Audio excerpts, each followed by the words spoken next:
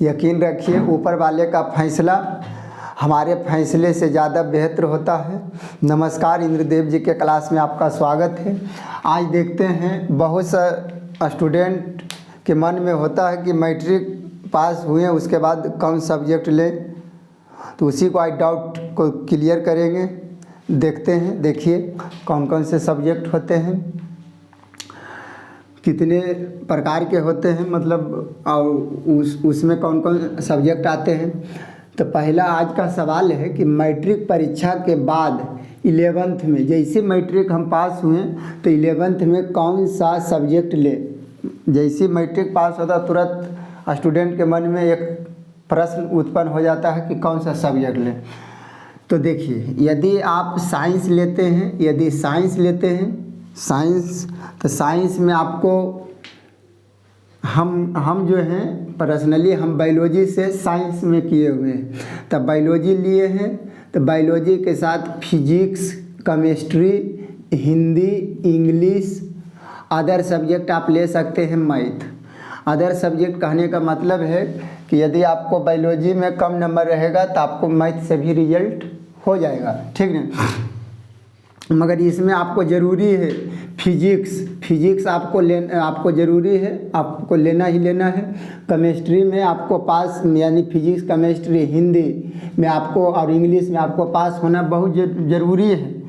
और यदि आपको बायोलॉजी से है और बायोलॉजी में कम नंबर है तो आपको मैथ से रिजल्ट हो जाएगा, जो हमको हुआ है। और यदि किसी लड़का का मन है कि नहीं मैथ मतलब मैथ बढ़िया नहीं है, तब तो बायोलॉजी, यदि किसी का मैथ बढ़िया है, बेसिक मजबूत है, तो वो भी सोचेगा कि इंटर में हम मैथ ले लें, तो आप मैथ से भी ले सकते हैं। इसमें भी आपको physics, chemistry, Hindi, English, other subject, आपको एडिशनल में मन है तो बायोलॉजी ले लीजिए, ठीक नहीं। और मैथ से भी, अच्छा आपको मन है कि बायोलॉजी अदर नहीं भी ले सकते हैं। 500 परीक्षा होता है तो 100 math, 100 physics, 100 chemistry, 100 Hindi, 100 English, 500 हो गया। और ये अदर सब्जेक्ट है, इसमें भी आप ले सकते हैं। यदि आपको मैथ में नंबर कम रहेगा तो बायोलॉजी से रिजल्ट होगा। यदि आप बायोलॉजी से हैं और यदि बाई चांस बायोलॉजी में नंबर कम आया है तो आपको मैथ से रिजल्ट हो जाएगा। अच्छा, मेन रूप से साइंस कौन लेता है, तो साइंस लेता है जिसको बचपन से ख्वाहिश रहता है डॉक्टर बनने के लिए, इंजीनियर बनने के लिए, वो सब लड़का के लिए साइंस ज़रूरी है, ठीक है। अब चलते हैं आर्ट्स में आपको पढ़ता है हिस्ट्री, जिसको हिंदी में इतिहास, अच्छा इसको भी बता देते हैं। बायोलॉजी के जीव विज्ञान, फिजिक्स को भौतिक शास्त्र, केमिस्ट्री को रसायन शास्त्र, हिंदी इंग्लिश हो गया, ठीक नहीं। अब आते हैं यहाँ, हिस्ट्री को इतिहास बोलते हैं, ज्योग्राफी को भूगोल बोलते हैं, पॉलिटिकल साइंस को राजनीतिक विज्ञान, साइकोलॉजी को मनोविज्ञान, इकोनॉमिक्स को अर्थशास्त्र और फिलोसफी को दर्शन शास्त्र। यानी इतना सब्जेक्ट होते हैं आर्ट्स में। और ये दोनों जो देख रहे हैं हिंदी प्लस इंग्लिश, ये आपको लेना होगा। इतना सब्जेक्ट में से यदि कोई लड़का आर्ट्स ले तो इसमें से आपको कम से कम 3 सब्जेक्ट लेना अनिवार्य है, ठीक नहीं। काहे कि 100 तो हो जाएगा हिंदी और 100 इंग्लिश, और इसमें आपको कहा 500 परीक्षा होता है, 500 नंबर का होता है, तो 200 नंबर तो हो गया। इसका मतलब 300 नंबर घट रहा था, 300 नंबर आपको हिस्ट्री, आप किसी का हिस्ट्री मन है, ज्योग्राफी है, पॉलिटिकल साइंस है, किसी का मन है हिस्ट्री नहीं ले, ज्योग्राफी जो भी है, इसमें 3 गो के लेना अनिवार्य है। और ये दोनों तो एकदम कोई सब्जेक्ट लीजिए, ये दोनों आपको रहेगा, ठीक नहीं। अच्छा, आर्ट्स में भी और सब्जेक्ट है, ETC लिख दिए, मतलब आगे है, मतलब समझा रहे हैं कि इसमें से आपको 3 गो लेना होगा, 2 गो ही 500 हो गया।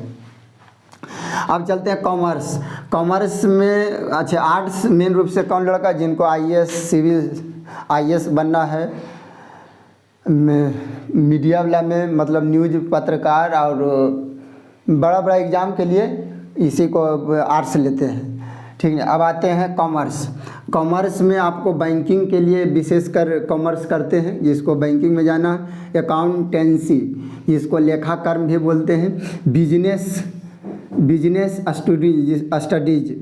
स्टडीज इसी से है, इसका मतलब अथी है, सब्जेक्ट में आता है। इन्फॉर्मेटिक्स प्रैक्टिस यानी सूचना विज्ञान अभ्यास इसी के अंतर्गत आता है। इंटरप्रेन्योरशिप फिजिकल एजुकेशन शारीरिक विज्ञान, इंग्लिश अंग्रेजी, इन्हीं का और इसमें है, और इसमें सब्जेक्ट है ETC कर दिए, मतलब इसमें और है। यानी इसी तरह से कम मैट्रिक पास होने के बाद 11वां में आपको 3 गो, जैसे आप मैट्रिक पास कीजिएगा तो आपको 3 गेट खुलेगा, आपको जिसमें जाना है। यदि इंजीनियर डॉक्टर बनना है तो आप साइंस ले लीजिए, यदि आपको IAS का लेवल का नौकरी लेना है, DO ये कुल लेगी, आपको आर्ट्स बढ़िया रहता है। बैंकिंग से संबंधित लेना, उसके लिए कॉमर्स ले लीजिए। और इसी तरह से होता है सब्जेक्ट, आपको समझा दिए हैं कि यदि साइंस में लेना है तब बायोलॉजी से लीजिएगा, तब मैथ अदर में ले लीजिए। यदि मैथ से है तो बायोलॉजी ले लीजिए। अच्छा, ये कोई ज़रूरी नहीं है, ये इसलिए है कि आपको यदि मैथ में नंबर कम रहेगा तो बायोलॉजी से रिजल्ट होगा, यदि बायोलॉजी में कम है तो मैथ से है। मगर फिजिक्स, केमिस्ट्री, हिंदी, इंग्लिश ये तो ज़रूरी है, आपको लेना ही पड़ेगा। इसमें है हिंदी इंग्लिश कन्फर्म है, आप कोई सब्जेक्ट लीजिए आर्ट्स में, और इसमें से आपको 3 को कोई ले लेना है। कॉमर्स में है ये सब सब्जेक्ट है। मेन रूप से हम फोकस करके आर्ट्स और साइंस के लिए बनाए हैं।